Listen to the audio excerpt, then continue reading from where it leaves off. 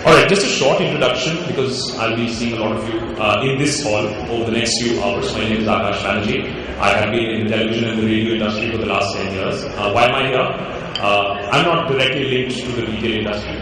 I've been asked here to be here to help you really extract the most. And this is a message that we tried to convey to you yesterday also. Please feel free to ask as many questions. Please feel free to ask any question. I'm going to be right there. I'm going to be amongst you, trying to get the maximum out of the Power Pack panel that is there. The other thing, of course, which you are doing anyways, please network, please exchange cards. You're sitting with people in your industry, and I'm sure that you use this opportunity to the maximum advantage. Alright, now as I said yesterday, we were talking about how the retail sphere is completely changing as far as traditional bricks and mortar to real estate. Startling facts, 2 billion square feet of real estate needed by 2020. Obviously, we don't have that kind of space, and that is why you have online e-tailing. 0.01% of the market as of now, but obviously going to be the dominant force in the months and years to come by. We're seeing the popularity of e-tailing, but there are, of course, a lot of inherent challenges. This is not a brick and mortar where you go pay money and come out. There are many issues that needed to be sorted out. As I mentioned yesterday also, Flipkart recently stopped delivery of high-value items to Noida. That's where I live. Because a lot of goods were being returned. What does a Flipkart do in such a situation? What does an e-tailer do in such a situation? Hopefully we'll get some answers in the minutes to come. Can I start this session by calling on our panelists to the stage. Latif Nathani, MD, eBay India. Could I please request Mr. Nathani to come on stage. Rajiv Prakash, founder, Next In, former CEO of Future E-Commerce. Reshma Nagpal, founder and MD, Dynamic Vertical Solutions. Ranjit Satyanathan, Consumer Care Associate and Senior General Manager, Solutions and Technology at Shopperstop. Vishakar, founder of Zimame.com. Samarjit Singh, co-founder and promoter of Isula. And Vijay Kumar Mishra, founder, Done by None.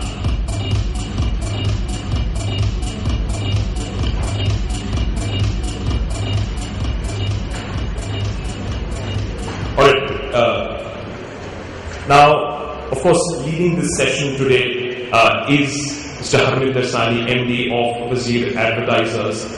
Needless to say that this is going to be an immensely power-packed session because we have more speakers also lined up. So have your questions ready. We're trying to keep as much time for the questions as well, and I'll keep coming to you to get those questions at the end of the session. So we'll try to keep it short, we'll try to keep it snappy, and we'll try to keep it as much interactive as possible. Over to you, sir.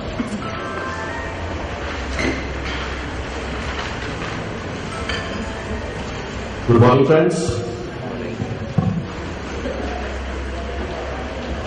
In fact, I have been informed that the party went up till 3 a.m. I was not part of that. And till I see it for all that means people are excited to be here. And why not? This online retail, the whole business in the last 2-3 years in second coming. I think it's been a fairly exciting ride for people, not only who are investing, people who are started businesses, and also for people like us who are either on the sideline, watching it, advising in some way or the other, mainly because we are the consumers. And I think I see around myself, I was part of the earlier e-commerce boom as well back in 98, 99. I never got to understand what exactly it means and what exactly are we trying to do here, because there was hardly any penetration of internet, hardly any penetration, and still even the offers which were coming were not up to the mark. But I started wondering about it even 4 or 5 years ago, that why e-commerce is not coming back in India. And then thanks to some of the players who are trying to say also, now we see online really prospering and penetrating quite rapidly in India. In the initial excitement of, let's say, online coming back and making headway and a lot of launches happening in 2011 and 12, I think somewhere it is ebbing down that we are not seeing as many new categories coming in, not as many new players coming in, and more than anything else, I wonder when most of our offline brands and offline retailers who have significant brand equity, they are very strong players and they have large market shares. Many of those players across categories, they are still not even thinking, or they are not very clear about their online strategy. And one of the things which, when we talk to some of these guys, we are encouraging them to come in online, whether they come to a multi-brand outlet, so whether they come to specialty store of their own or a marketplace. But many of them are very, very hesitant because they don't believe. Maybe lack of information, maybe sometimes lack of understanding, and sometimes lack of courage or attention, that they believe that the whole ecosystem of online is still very young, very, very young in India, and it's not really, they're not willing to take that chance with their brands or with their customers or with their supply chain and their distribution channels as of today, to go online and not be able to do as well as they are doing in the offline world. And these are across categories. There are consumer electronics people, there are people who are home appliances, people who are in textiles, clothing, footwear, but many of these people have been still not really sure of that. And the topic of our discussion today is to talk about the ecosystem for creating ecosystem for online retail in India. And I think we have a very strong panel here, the people who have a very deep understanding of the sector. They are part of this from the very start. They have given their commitment to the sector by, let's say, leaving their cushy jobs in very well placed positions, and they have come to add to it, and they have created an ecosystem and are in the process of creating this ecosystem. Let me just put in the context that what we mean by ecosystem, and whether it's the technology, whether it's the infrastructure, whether it's the distribution, supply chain, or even for that matter the customer service and the event handling, which is as more and more consumers will come online and start shopping will become a big issue. Beyond that, funding I will not talk about because I think a lot must have been discussed and we all read about this all the time. That's not the ecosystem. The policy as well as the availability of professionals. I think these are the two things which are really missing in the ecosystem. While policy is not the subject which we can discuss here, not having people who are involved in policy makers, but the lack of professional pool availability, which I've seen in the past when India was going through the process of branding a lot of categories, and then we went into the process of getting organized in the retail sector. I've seen that how the lack of professional pool slows down the whole sector, slows down the whole growth of the sector. I think that's something which I would like to touch on when we go there. The way we'll go around it, I have few points which some of my panelists have shared with me that they would like to address. I'll go around and ask a few of these questions next 40-45 minutes, and the last 10 minutes we leave for Q&A. But even during the discussion, if somebody has any point to add, please note it down and we can address it when we come to Q&A, so as not to disrupt the flow for discussion. Our discussion. So I'll stand here and from here. And first of all, I would like to ask someone who provides the whole, let's say, the infrastructure support and whole backup to the companies, not only in India as well as in the US. But what does he see is lacking in the Indian ecosystem, which I'm in a way representing the people who are not from the online world and hesitating to come into the online world. What do you believe? Do you believe there's anything lacking in the ecosystem from an infrastructure technology point of view, or do you think we are already up there? Yeah. Oh, you can't hear me?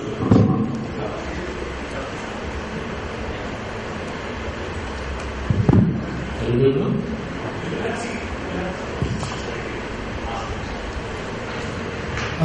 You can hear me directly, and that's the what you hear me too. Your question was, as infrastructure or solution provider, what kind of gaps do I see? Yes, absolutely.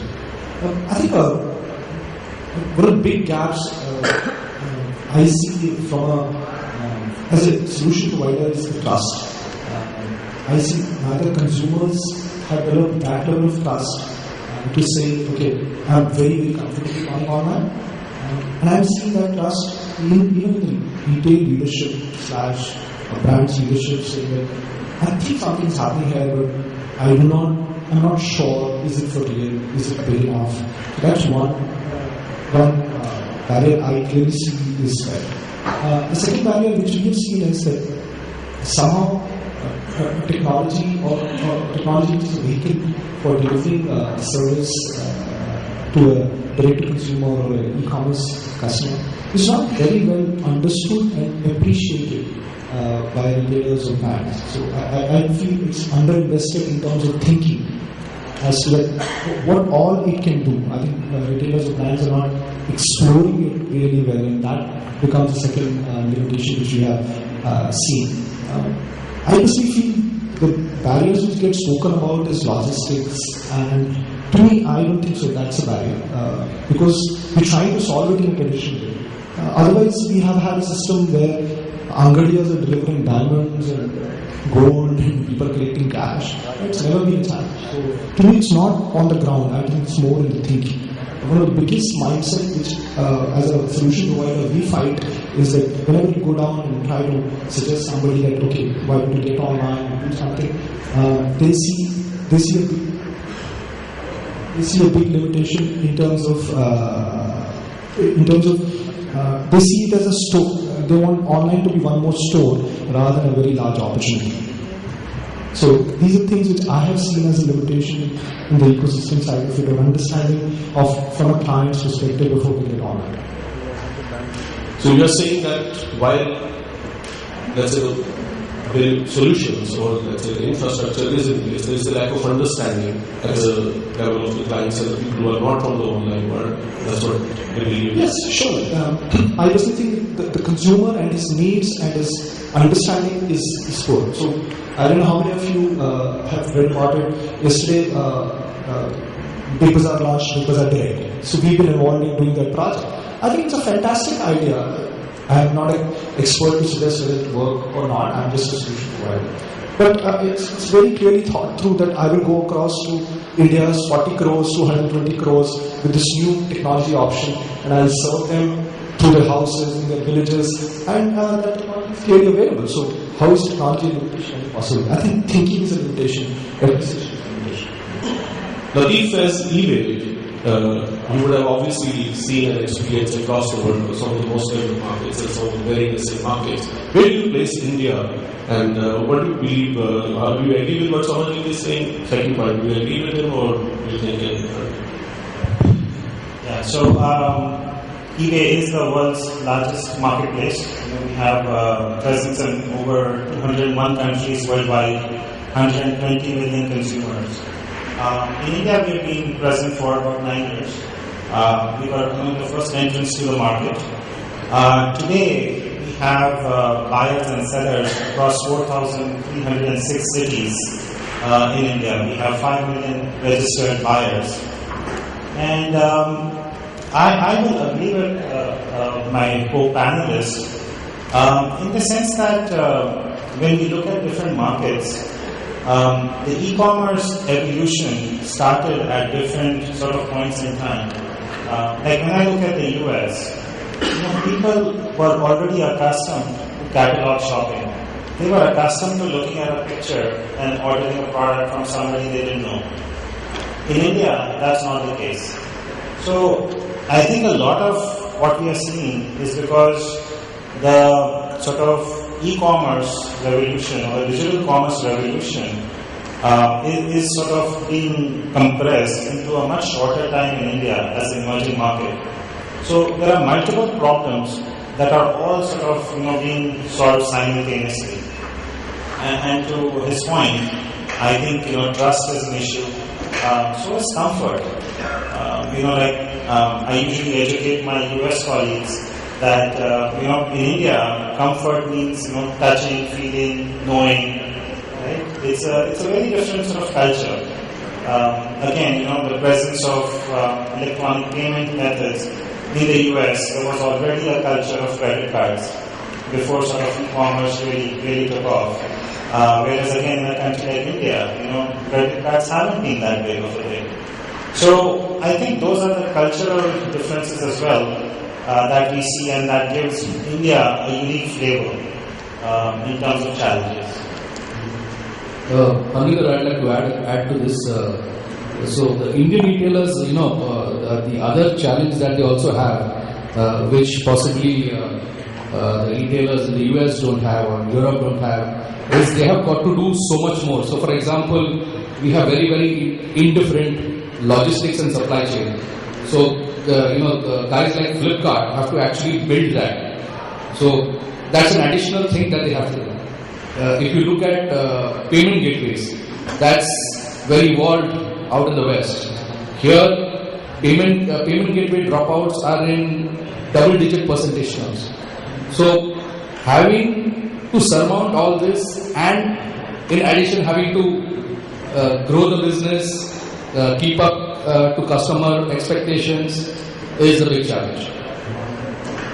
Rachel, you have recently set up your own business online. And so what challenges did you see from an ecosystem point of view that which did come to support you? Yes, you had the idea, you understand this is the consumer you would like to serve, and then you had the funding.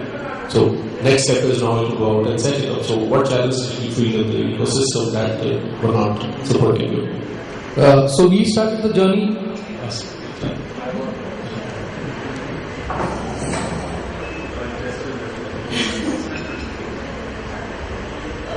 So I would like to answer this question more from the consumer side. Zibami is an online lingerie store. So this is buying lingerie online in India has been virtually unheard of. We're trying to break a practice in a woman's life, which is what she's become comfortable with for the, let's say, past 15 to 20 years. So from a consumer side, if I have to get more women online, there needs to be a reason for them to come online. And the way the category is rendered offline is pretty discomforting in society that we live in. From a retail point of view, the category being a long tail category, retailers cannot stock all the sizes, the shelf space is limited, and therefore this category renders very well online. Now, what does it take to get women online and do something for the first time in their lives? So that is the challenge that we face. So we're trying close to 50% of our shoppers shop lingerie for the first time. Close to 20% do their first online shopping on Zibami. So that is the kind of challenge that we have. From an ecosystem perspective, I think as a vertical, consumers expect you to have the same kind of service, the same kind of terms and conditions as a horizontal would have. And that is very, very difficult for us to match, because as a niche vertical, we may not be able to give you 5 hours delivery. We may not be able to do a reverse pickup within 24 hours. So those are the challenges that we face. In terms of people, that's the point which I really am keen to understand. In terms of people, when you are building your team, were you able to get people who understand this online world, and were they able to adapt very, very quickly to this, or did you find challenges in that? Because people who are coming from offline retail world, they have a very different way of looking at just a simple thing that they buy as per seasons, right? That's how they are used to doing buying and merchandising, and then the end of seasons and all those things are pretty well established in their minds, and they struggle with that. So what challenges did you see? You're absolutely right. I think in terms of hiring, we did face a challenge, because hiring pure play from offline retail was difficult, because online retail means we are changing our storefront, are changing our promotion every week, every day. And how do you have merchandise that is fresh every 24 hours in a category where we've not seen innovation offline in the last possibly 5 to 10 years, right? So a lot of it is now done in-house. We always try and understand what markets abroad are doing, and try and see, build innovation so that we can present to consumers something new every day. Because since we are online, we're 24/7, our consumers consume more of the category than they would in the offline channel. So a lot of it is in-house. We did not kind of say that, okay, we can get people from this industry or this sector and get this. We're also learning. So there's a lot of learning and relearning that is happening. Well, did you also feel because you are from the industry, I'm sure you yourself had to learn a lot of things, which is quite easy for an entrepreneur to do that, but how about the rest of the team? So actually, I have come from the offline to the online, and I don't see. I see a lot of overlap in the challenges, and of course there are new challenges here, which also get rid of some challenges which are offline challenges. So I think the balance for me is very well tilted towards the online business in terms of hardship and issues. When we talk about ecosystem, what ecosystem exists or did exist 5 years ago for offline retail? There was nothing, So in that sense, this obviously is a new industry and it's getting a lot of attention and we discuss matters. But even today, I feel retail offline in India is primitive compared to anywhere globally. But having said that, people, I think you have to pick people for their core capabilities, which don't necessarily mean that they know everything that needs to be done every day. You pick people for attitude, you pick people for skills, and there's a fair balance in that. Having said that, I think in the issue of the only place I have come across a challenge is social marketing. Social marketing is a very, very nascent sort of place, and it's a lot of trial and error that's going on. Nobody really is a master of that. I think merchandising and all of those things, supply chain, same kind of issues, no problem. But where I find the biggest issues from the ecosystem point of view, which of course I agree with a lot of things my colleagues here have said, but something that has not been brought up till now, I think, is the issue of broadband penetration in India. I think that is the single biggest issue that impedes rapid growth in this industry from my point of view, apart from the others. So every time I have to do market sizing to project my business numbers, I have to try and figure out where the penetration of broadband will be in the next few years.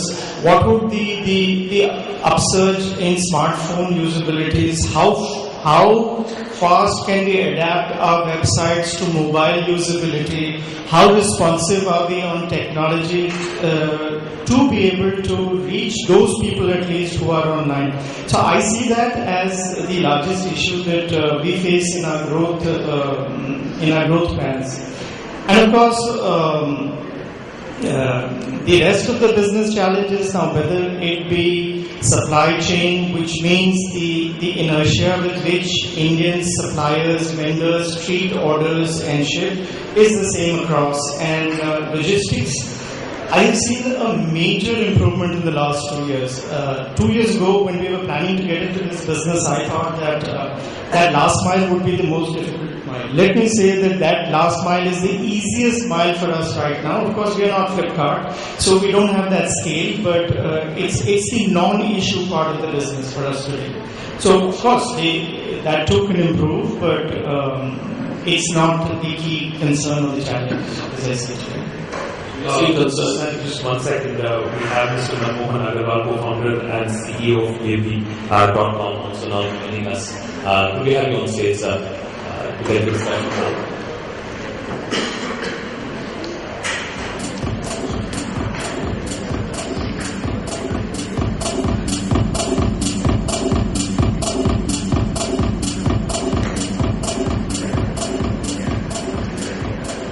Welcome. So we can't hear.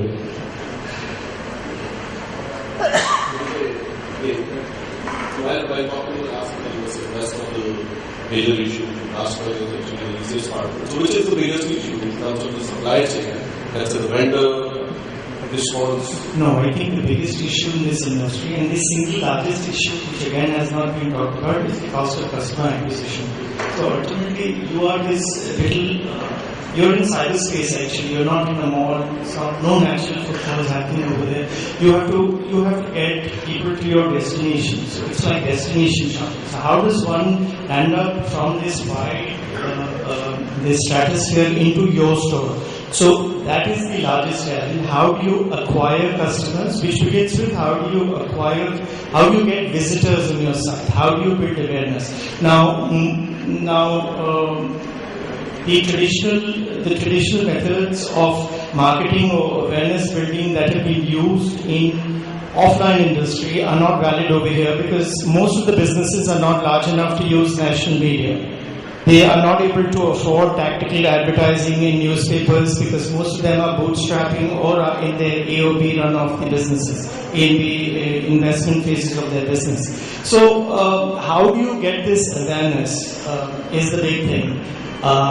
Social marketing plays an important role over there, but let me say the good news is that over the last 1 year, I've seen the average cost of customer acquisition tumble across industry. People have become wise. They were spending actually a couple of thousand rupees to have one transaction in which they lost a similar amount of money. So all that has changed, and I think if we can manage that well and give good experience to our customers, good reasons to come back. Customer engagement again is the critical issue. If your customer comes at such a large cost the first time, then you've got to hold them. You've got to give them a good experience from a product or any other perspective. And if you can do that, then you go through all these projects. Thanks, Vijay. Rajiv, make sure that you were. So, Rajiv, in terms of, let's say, when we're talking about, time and again, it comes back to the customer acquisition. And I think you answered one of the points which I was trying to make. It's amongst all of you that how much cost of acquisition you want to raise. Right? One of the examples which I have from offline world, the amount of money which is spent on men's underwear in this country, right, is unbelievable. Because somebody sitting in Calcutta one day decided that they would like to go to TV, and then everybody else who was started it, and then everybody else go to TV. The cost of customer acquisition, which is not the term which is used offline, must have gone up dramatically very, very high in that industry. Similarly, for IT, nobody cares which file you can use in your office, but the amount of money which is spent on TV advertising is crazy.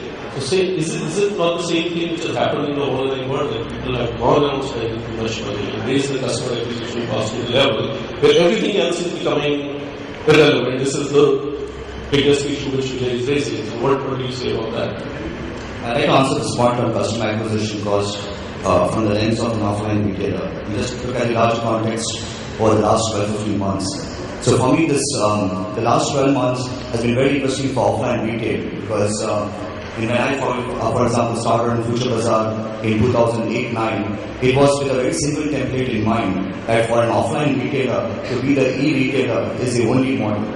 I think over the last 2-3 years, that's effectively been debunked. So an offline retailer does not have to be an e-retailer to be successful in online retailing, because it only creates an entire chain, of what I would call a vicious cycle. You first create a website, then to make the website work, you want to be obviously investing in content. No one comes over there because your offline guys don't know. You want to spend money on marketing, and over some time it starts just looking as a pretty bad store.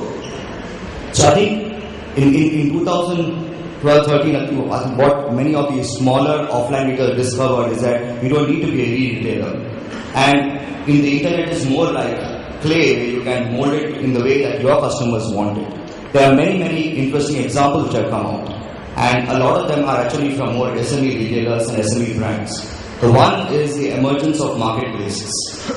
I think today, we have kind of crossed a point where customers have to be told about e-commerce. They're coming on their own, but there's critical mass. Infrastructure, ecosystem bottlenecks are large enough to become entrepreneurship opportunities which are raising VC money to solve them. So I think the next 2-3 years phase of e-commerce is a phase of selection. And if you take the selection that we have in India compared to selection in other markets like China and Brazil, it's probably around the 50th. And the Indian customers as exposed to media as customers in other parts of the world are. So people want a lot more stuff. For example, Zivame is solving some of those problems. And that's not available online. And this is the opportunity for a lot of the small, niche, SME retailers and brands to come onto marketplaces without having to learn how to do e-commerce or just do retailing, as if they were selling in a mall. I think that we have numerous examples where there are many people who are doing 50 items a day, 75 orders a day, far more than what they would do by having a standalone site. That's one important point. The second thing is a change in distributors. Most distributors are going out of business because in many ways the FMCG companies or the consumer good companies are kind of converting them to C&F agents almost. Now, we are increasingly seeing distributors adopting e-commerce for B2B purposes, for increasing the level of connect they have with their stockists and retailers. And in certain cases, where a distributor is trying to become an online distributor and in a way become a super merchant on marketplaces. So the interesting part really is the confidence that some of the smaller companies have in using the internet as a far more fungible resource to create solutions the way they want. So another interesting part was an example which came out of the Wagner Jain community in Ghatkopar, 50,000 strong. And there are some of the younger members of the community who have now created a platform, basically for artificial jewelry. Wherein what you have is, because a lot of the trade actually happens between the wholesalers and the smaller retailers. So the catalog gets displayed. There is a lot of private pricing. So they created a very interesting new kind of pricing which is only known to the individual person logs on. So it is this innovation or interesting use of e-commerce is what will probably start driving down customer cost and make it a lot more real for offline retailers. Interesting, yeah. So the point which I take from your comments is that there is an ecosystem and there is an ecosystem. So one ecosystem which has already been created, trying to understand that it is much better to connect your current ecosystem for the offline retailers and the brands to that and do these kind of micro innovations which make it much more sensible for you. Because the point where I started from, because some of our offline clients, they struggle with and they try to understand this whole thing and they start talking about customer acquisition and social media marketing. I think that's where the whole trouble starts. Because these are such alien subjects, otherwise to them. They go up to your mind and then they give up. They say, it's not my language even. And then they believe that this is not meant for them. Thank you. Raki, coming to you.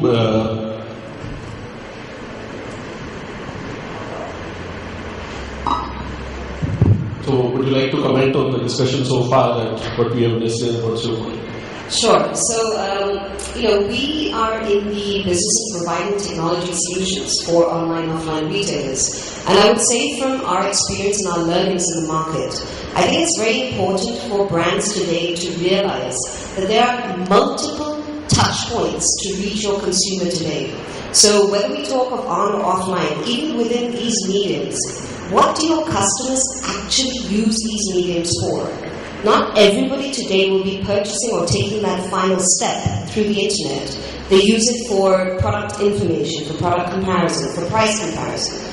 So I think as a brand today, firstly it's very important to understand which of the touch points that you are actually going to be targeting for your consumers, and then ensuring that you're providing your customers with a single window to understand your brand. For example, if you are offering both stores and online as a mode of communicating to your clients, it's not a good experience for a customer to walk into a store, understand that there is an offer going on, and then reach to the online store in the evening not to have the same information displayed. They get confused as to what is the modus operandi that they're meant to be using as clients.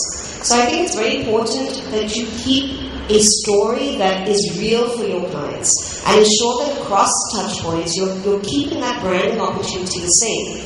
And this is where technology can really add a huge value for enterprises or SMEs or startups who are looking to get into the online space. Because you must realize that the internet is now a window to the world. It's 24/7. It's completely on all the time. So you must understand it's not just about uploading products. You have a whole engine that works behind that. You have your customer centricity. You have loyalty if you are offering those to your customers. You have a very in-depth supply chain that you have to manage. You have post-sale support. You have logistics to take care of. And we've understood from an infrastructure level the challenges that are there. But also beyond that for your own business to keep a synergy of how the different touch points are fulfilling the client requirements. That's something that technology can actually really help businesses today, and it's been doing so internationally and within India.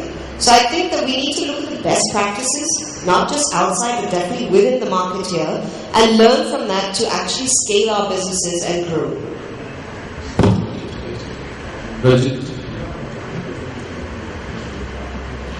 Coming back to you, were trying to make some point at that point of time, so please do that.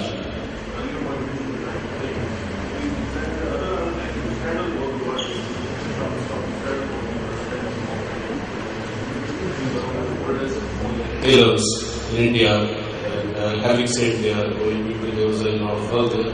How do you see the whole ecosystem?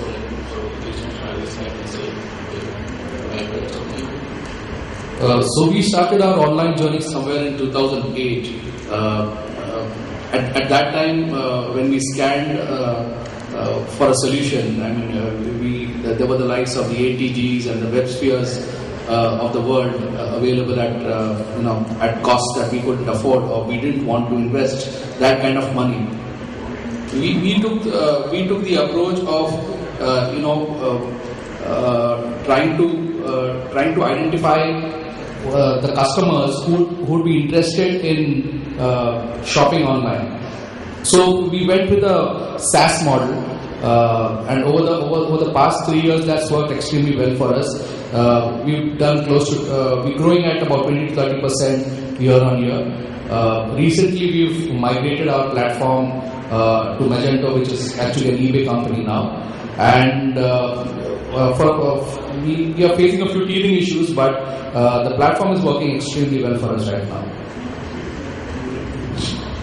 So, on you, just a little late, what we have been discussing, just to bring you up to speed in terms of the ecosystem and what's there and not there, and I was taking the position of an outsider that coming from the offline world, it looks quite scary that it's something else which the technology guys and the private equity firms and some young boys and girls, they only understand that, and we don't have much to do with it.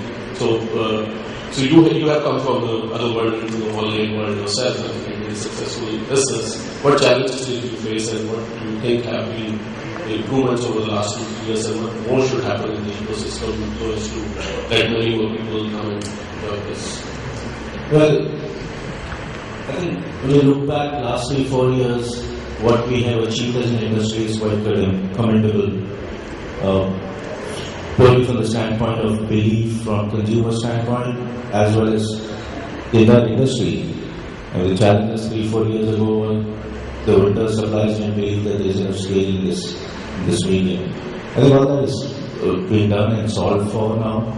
Logistical issues solved for. But I think the challenges will remain the same. Logistics, when we talk about, we have found answers in CODs, we have found building our own logistic networks. But I think the real story and the real growth now is going to come from not tier 2, tier 3 cities, but tier 4, 5 or 6 as I like to call them. And how do we reach, how do we deliver the same experience which we have been doing in the larger cities. And none of the private courier services, neither our own courier networks, cell phone networks reach to those cities. And we have to try and solve for these issues. So the problems are the same. Probably the last mile is deepening every year, and as we go forward, so we'll have to deal with the same problem with more intensity. And as far as the consumer is concerned, I think a lot of consumers will come. I think next 2 to 3 years, the way our lifestyle is moving, the way urban consumer is behaving. There will be more and more time poverty, and if I can call this, and the time poverty will lead to more and more online usage and time spent on online, and therefore one need not worry about customer acquisition costs in a really long-term standpoint, because end of the day, any customer who is a first-time convert for an online user is a customer who will eventually go and flood with other online properties, stores, and other mediums as well. So end of the day, whosoever is acquiring a customer is acquiring for an industry. That's how I look at it. And it's matter. I think my belief is it's 1 or 2 years are going to be very similar to what we have seen in the past. But 2015 onwards, I think these acquisition costs, etc., will become really, really low. And the reasons are two. The current users who have been transacting online will become more habitual, so their usage will go by 2 to 3 times. The new users will obviously come, and the entire universe of online consumers will also expand significantly by 2015. Well, don't you make an interesting point saying that the next level of growth will come from tier 3, tier 4, or lower towns? It's a classical situation which we have gone through in the organized retail also. When the organized retail was growing, and we had very few malls and very few stores in large urban centers. And back in 2007, itself we started talking next year, 2, 3, and 4. And eventually 2013, if we look back and start looking at the numbers, we find that the real growth has actually come from the top 20 cities. That's where the penetration increased. Just as I could be a little off on numbers, but in 2004 or 5, there were really not more than 100 cafes all over the country, all that's put together. In 2012, we did some study, Cafe Coffee Day had more than 100 only in Bangalore. Right? It's not that Cafe Coffee Day grew by going to markets and the market of the world. It happened here, in the cities where the real consumption is. Are we going the same path in this also? Because when we really say that the offline retailers have, online retailers are not large enough to build their brands in the traditional media, I think offline brands also are not born with the size which they are today. They build those brands in the offline media, they build it in the world. So when it looks, feels like in terms of consumer, because we recently had a consumer survey around 12 people across cities, and what we found is that consumers are safe, and we split it two ways. We said that consumers who are shopping online, the ones who are not shopping online. The ones who are not shopping online, you all know what their issues are. And the ones who are shopping online, why they are not shopping enough? While you're saying they become habitual, they become more and more. Consumers are saying it. They are saying that I'm shopping as much as I can because of the selection, because of the variety, because of the product category. I haven't seen more coming online. How many new online retailers have come into business in the last 6 or 9 months? And how many have come in the whole every categories which are already there? So given that, I still believe that this number is large enough. India potentially being very, very large that we can go and now tackle 120 crore customers. We missed the probably, because I've seen it happening in the sector, that's what I've seen. Are we going that path again? We are trying to stretch ourselves way beyond and similar issues which we have managed to somehow tackle in those few cities in the last couple of years. Why not capture more share of that market versus trying to look beyond? So I think the way we look at the online business versus offline is a little different. It's as opposed to creating a mall in a city versus you're talking to a consumer which is available in the cyberspace. The only barrier there is the delivery, and to my mind it's not a very complex task. As far as focusing only on those cities as opposed to others, I think when you're targeting consumer on your advertising and marketing and trying to talk to them through an online channel, you don't really not really worried where he or she is coming from, whether it's coming from Delhi or Mumbai or from Sambalpur or Chakdarpur or whatever. So that's a beauty, and I think the belief of all of us thought, and we still believe why online will grow, and we have a case here in India, is the consumption is very, very fragmented, and if the offline players are due to their own speed or momentum are finding it difficult to reach to smaller places, that is where the online can reach faster, and that's really we all are betting on. We keep on saying about tier 2, tier 3, and I think the tier 2, tier 3 story is kind of over in my mind, because as industry we define tier 2, tier 3 is 35 to 40 cities. And if you list out those 35-40 cities, we have every brand available in those 40 cities. Every city has got a mall, multiplexes, cineplexes, everything is there. So whatever consumption is happening, it's now organic growth in those cities. If there is a organized retail or online retail growth happening, we have to look beyond tier 3 cities now. So Latif, I would like you to comment on this, because we are talking ecosystem, and I am raising this point because the ecosystem, and like I said, a lot of offline people believe this ecosystem is pretty complex or maybe very, very young and they can't really believe that they can ride on it. The online retailers who are there, many of them hearing that we've done a lot of work in online, and this whole ecosystem is pretty robust. Having created it, that's the point I'm missing, because this ecosystem has not been created pan-India, it has not gone far deep enough to the last mile. What would you think in terms of whether one should be looking at top 30-40 cities where the ecosystem has been created to some extent, consumers have been educated, and suppliers as well as the service providers, they're all now in sync, or the market is beyond that, and is the industry necessity at the stage where it has to go to the internet? Why the sales is already coming from the internet? I definitely have some statistics that where all the numbers come from in terms of pain points, thousands of them.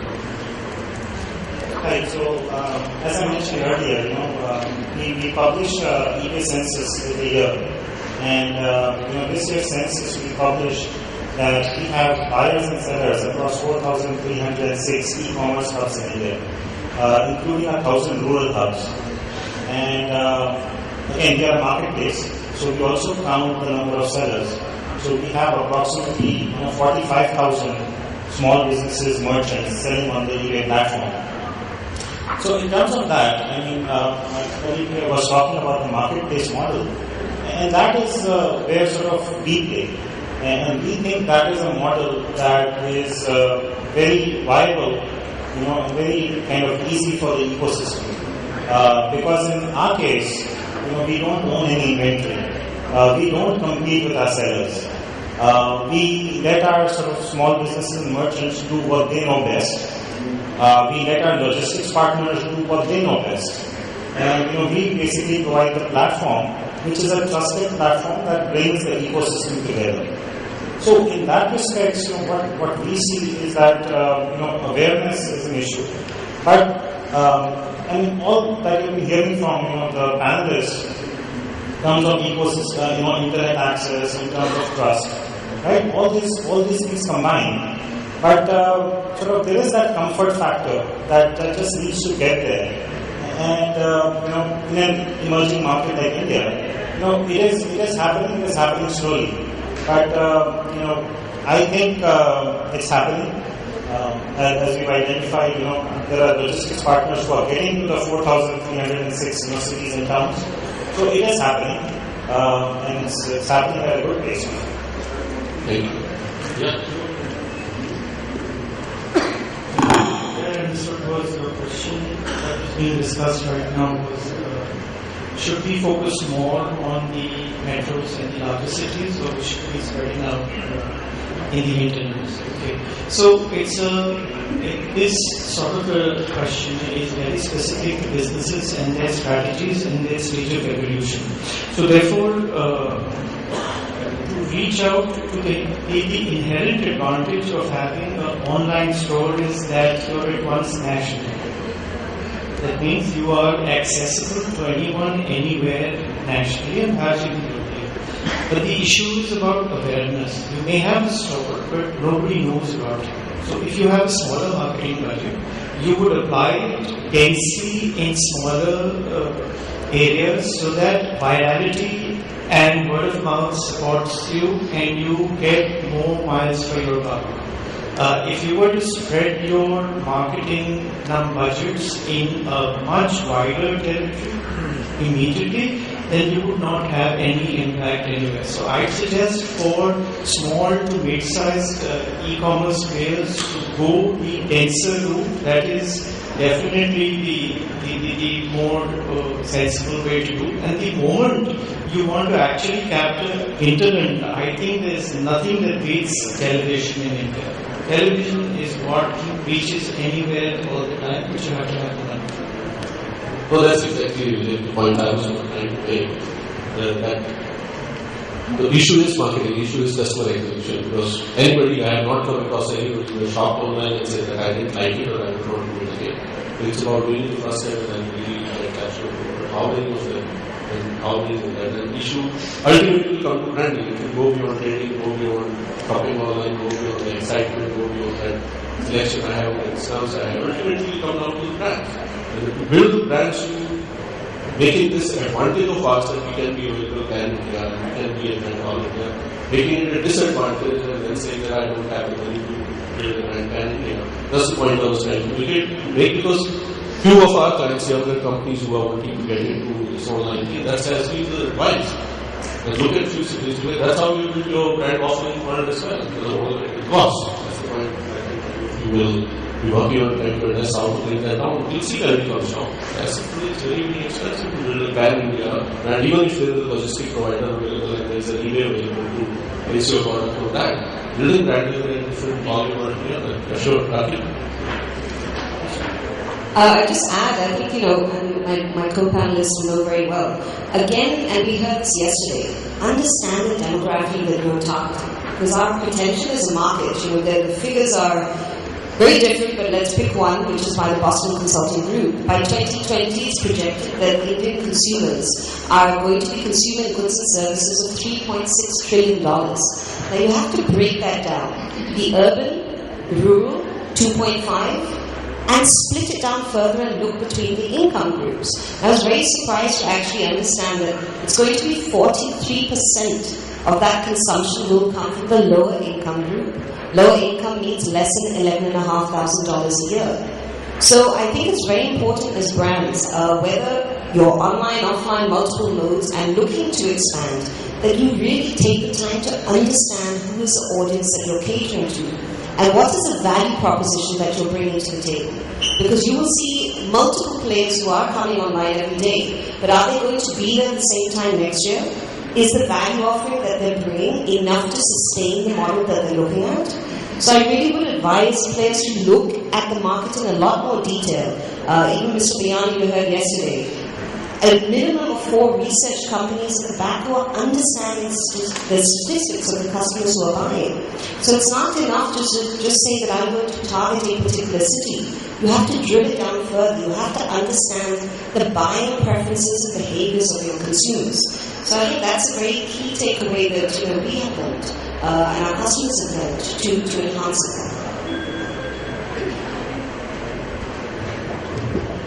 I think just to the point of rural, tier 4 versus tier 1, tier 2, tier 3 cities. I think this context becomes, I'm coming from a comparison between the Western market because as a company we serve the US market as well as the Indian market. I think the Indian market is really diverse, and I think that's the reason this point is getting discussed. The way you serve the customer in a tier 1 city and the way his life revolves is very different from the way it revolves in tier 2, 3 city and tier 4 city. The US did evolve like this. The interiors of the US before internet came into being was equally developed. Yes, obviously it cannot be New York compared to a small city like Grand Rapids or even small cities. But the difference was not large. In India, the ecosystem for retailing or options for retailing are very different. I think I would like to put across that I think the more commonsensical approach would actually start making more sense if you split this. So if you look at tier 4, which Manmohan highlighted, or further down, I think when we have spoken to consumers, the questions are, if you order a thing through a tablet or an online, does it come to your house? So I think you potentially challenging, you encountering that kind of situation. I think Kishorji mentioned yesterday that they're trying to address that using the buzzer trade. They're saying, okay, if Mr. Sharma knows Mr. Verma, Mr. Sharma will himself guarantee that I will get the goods to you. So I think that kind of ecosystem needs to build in the Bharat side of it, or the tier 4, tier 5. So I think people need to be thinking very innovatively and saying what to do. I think they have used the tablet route. I don't know, somebody will invent something else and go across. I think India needs to think very Indian way. And I think my point would be that first understand the market and split very differently. Secondly, serve it in exactly the way it can be served and use technology in that respect. Whereas tier 1, tier 2, tier 3 city, I think having to your point on Manmohan's comment, I think we should challenge is that why the LTV of the customer is not going up. Why does he buy 2 products and then he stops? Or everybody on the panel would be wondering why that is happening. My take on it as an ex-consumer guy and today solution provider is that the proposition is not clear to him. So I think the proposition which has got set by marketplaces and a lot of brand online retailers is price. He says, okay, if I get it at a low price, I go down second. The convenience side of the market is not big enough. There are not larger customers believing that, I order and I get it at home is a big enough proposition. The third one, I think eBay addresses that very, very well, is hard to find. What I can't get, this is a channel for it. I think my understanding has been that the ecosystem of sellers has not got yet. So the people who provide niche solutions, which could be, I sell bows and arrows, I sell kites which have candles. I can't get examples so fast, but there is very little supply, but there are a lot of people looking to buy it, and people not develop hard to find, or the convenience or the price proposition, and I think price is the proposition which has gone high. There is other propositions like convenience and hard to find and not developed, and we should look at that kind of proposition. Yeah. In terms of just saying that how India needs to evolve different than US, because here we are talking about tier 1, tier 2, tier 3, and then going to tier 4. And I think somebody made the point that US consumer was used to shopping through catalog. The catalog back 100 years back by Sears was created actually for tier 4 of US. It was not created for tier 1. It came back from there. The people who were living in Interlands Midwest, they were the ones who could be served. While in India we are going the reverse way. It's like the last point we would like to make before we throw it open for the Q&A. I'm a firm believer in e-commerce because I think there are various levers to e-commerce that make it extremely acceptable, both from the retailer point of view as well as from the consumer point of view. We are 24/7. We have an all-pervasive access. Inventory is a lot more centralized. The cost of and the timing to do and undo things, which means doing a promotion, making a certain product line live, is way faster. So internet at the speed of 10,000 kilometers per second is way faster than offline retail, and therefore I do believe that online commerce will grow and survive and thrive in India. So, Rajiv, you. Let's just quickly have some questions in. Please show of hands, so I'll come run over to you. Just one short question before I throw it open from my side also. Yesterday it was very clear that in retail, either it will be super specialty stores in e-tail, super specialty, or for example a hypermarket, supermarket won't be there. So you're an absolute niche specialty store. We've seen a lot of understandings being broken down. Budget could not be cool. Indigo changed that. I come from radio, which is from the CEO to the account manager, everybody travels on Indigo. It's cool to travel on Indigo. Nobody thought that e-tailing would be so good. Flipkart changed the rules. In an area where there is obviously discomfort of clients, do you see that people will actually go to your store? And if they do go to your store, for people who might want to open their own website or own e-commerce site, are you going to be satisfied being the number one in your category? Or like Flipkart, then you say, no, I've done lingerie, now I want to go to clothes, I want to expand, I want to become big? Or will your model say that this website is dedicated to this product and this is how it will remain forever? So to answer, let me understand your question properly. So you're asking me if it's good to do a niche and stick to the niche forever, or continue doing the niche and start expanding to other categories. So with respect to Zivame, I think lingerie as a category is a $3 billion category in India. A lot of it is largely unorganized.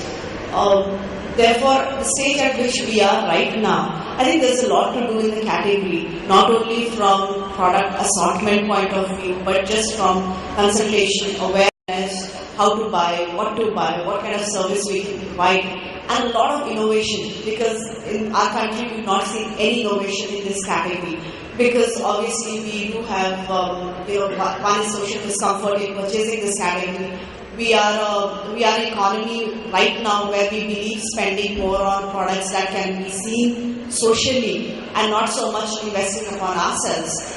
Therefore, I think as far as we are concerned, we will continue investing in this category and doing things differently in this category to overall grow the category. And as we do, we may add categories, etc. But I think for that, we don't really have a timeline in place. Hi, good morning. My name is Raghav from Headphone Zone. We're basically retailers and distributors of headphones. One of the biggest challenges I have as a supplier to e-commerce sites in retailing my product is that my product's a very sensory product, and experiential buying is the biggest factor which motivates a person to pick one product or another product. It's kind of like buying perfumes. You need to smell it before you buy it. My biggest question with the ecosystem is, what can the ecosystem do to promote more experiential buying in the online space, and what can I as a seller or a supplier do to aid e-commerce sites in making that possible? Who would like to take that? I think that's a good question. And last 1 hour, whatever we've been discussing, I think the biggest problems as retailers we have is how do we solve for experiential buying products. And if you see the current landscape of e-commerce, as I call it, there are structured products and unstructured products or unboxed products. So the books, electronics are more like box products, and their share of the pie, their share of those products in the pie is fairly high as compared to lifestyle products. The answer is essentially 2 or 3, which as of now we can think of is trying more and more video presentations and more customer feedback and reviews, which can create more confidence in the consumer buying and can bring it as close to the real-time experience as it can be. Jabong sends clothes and shoes to my house.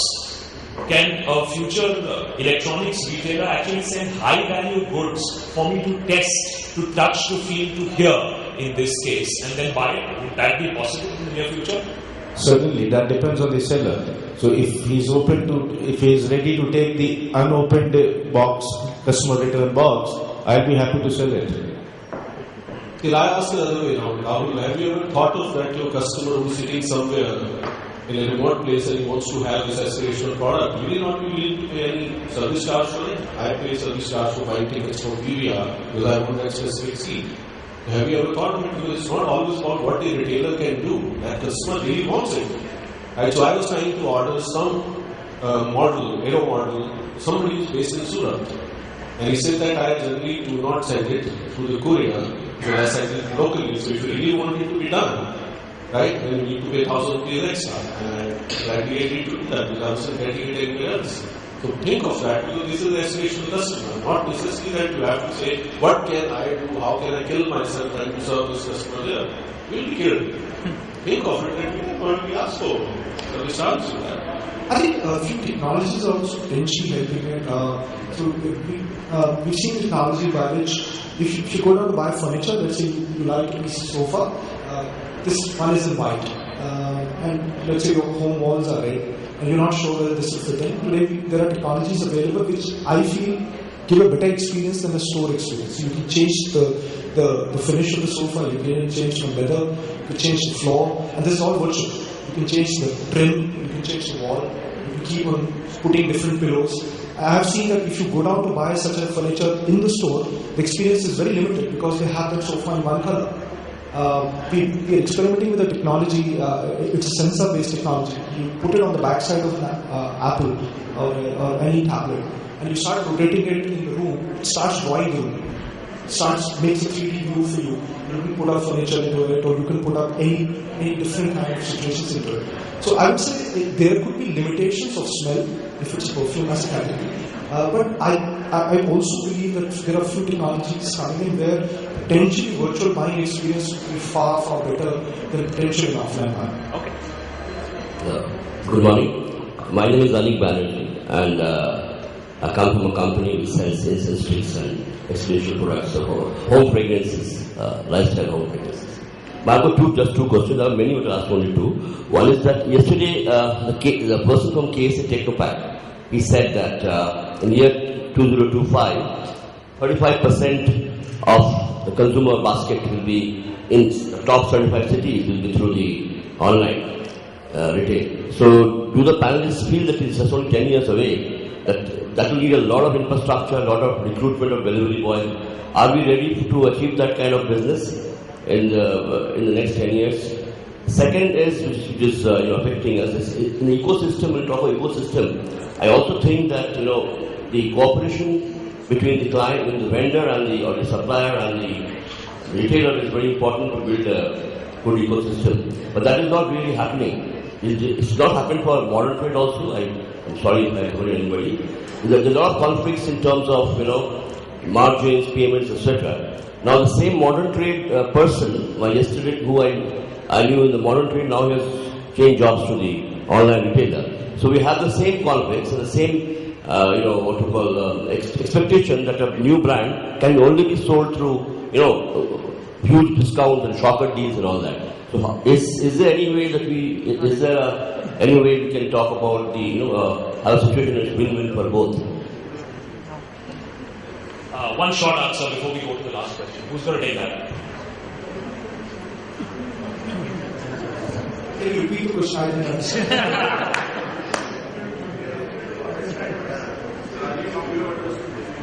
Okay.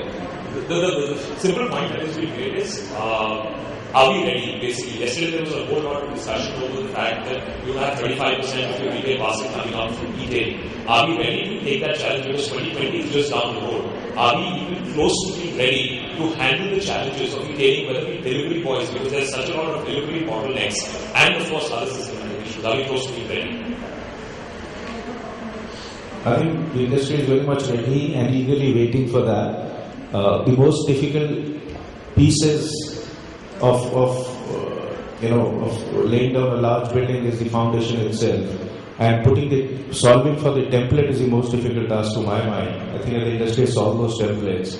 It's all just copy paste now, as far as finding more delivery boys, finding more warehouses, finding more inventory, finding more consumers.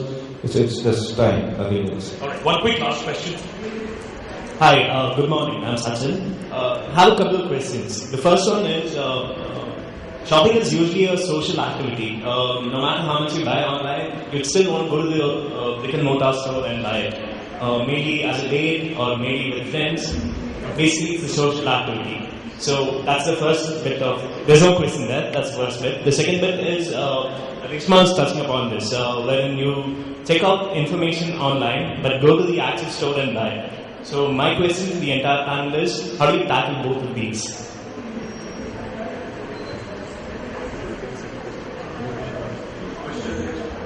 How do you tackle reverse showrooming, A, or how do you tackle shopping as a social activity? So where do I take my girlfriend out for shopping on an e-website, basically?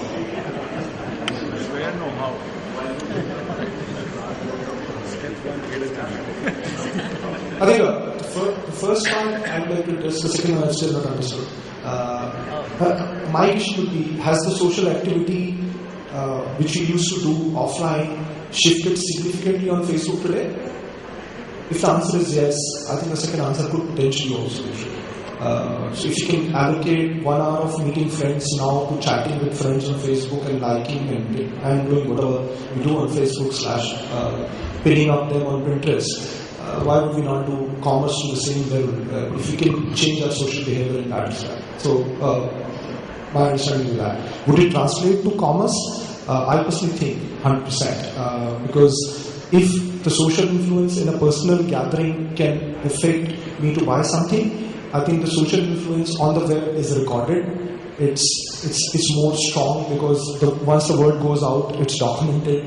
If you write something, you're committing to it. So I personally think the commitment to commerce will be far more higher if it's through a social reference. If I can just make a point, I think a large part of the convenience shopping is going to move online, whereas where the shopping is more experiential in nature, that's where offline retailers like Shopper Shop come in. Alright, ladies and gentlemen, really appreciate you joining us here on the first session of the India Retail Forum Day 2. We wrap up this session, we'll completely drop a rock as far as time is concerned, so we'll start the next session as soon as possible. Thank you very much for joining us here.